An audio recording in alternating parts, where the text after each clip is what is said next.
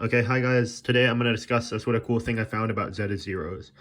So we're going to start with, normally this symbol represents the prime counting function, but here it's going to represent the Chebyshev function discussed in the last video. So it's basically summing all the way up to x of basically like the natural log of p for every number that's a power of p. If you want a better definition, sorry, I'm not sure how to describe it well, but I think I did in the last video. I tried to describe it, but it's just Chebyshev, I think, second function. And here's the equation, the explicit formula we found from the last video. And these are the non-trivial zeros. And this is the main thing, because this behaves regularly. These things are tiny, so this is what's super important. So what I was thinking about is, what if we just took the derivative of this? And again, because this function jumps, its derivative is really 0 at some places, infinity at others. It's not well defined.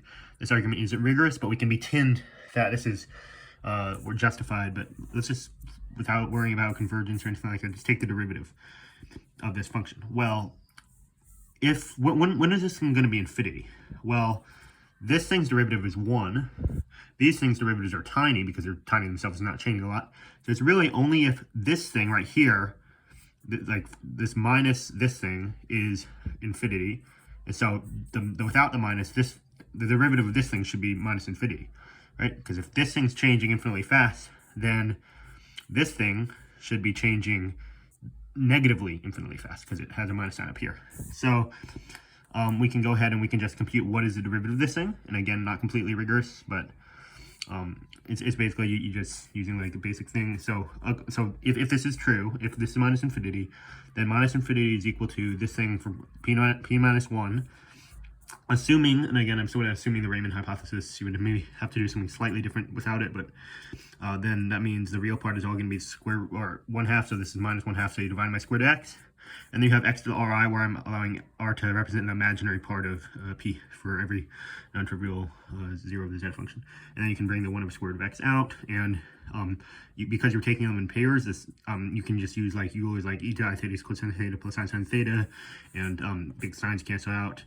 So you're just left with this, and then you can get rid of it. So if this thing's negative infinity, then definitely you can remove the 2, it'll still be negative infinity. You can remove the 1 divided by square root of x, still negative infinity. So this thing is negative infinity. Okay?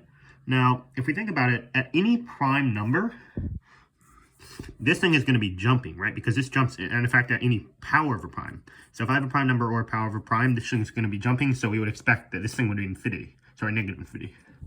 So what this means is that this thing is quote-unquote usually negative, meaning as you add it up, it's going to be more negative than positive, which is going to make it get to negative infinity.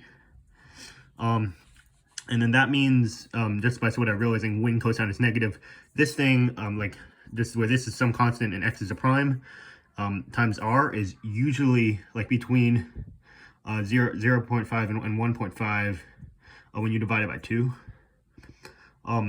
So what this means is, let me think, am I doing this right? I think, sorry, I'm just gonna, this thing, should normally, I think so. Yeah, I think this is right.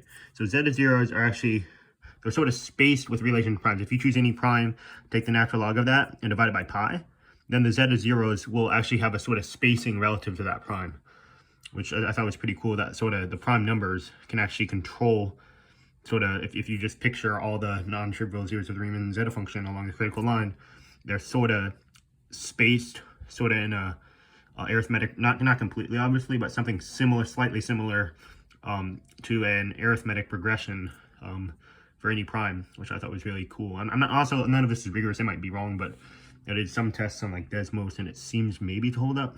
So I just thought it was really cool and I'd share it. So if you have any comments about this or any ideas or questions or anything, you can like ask me in the comments, I guess.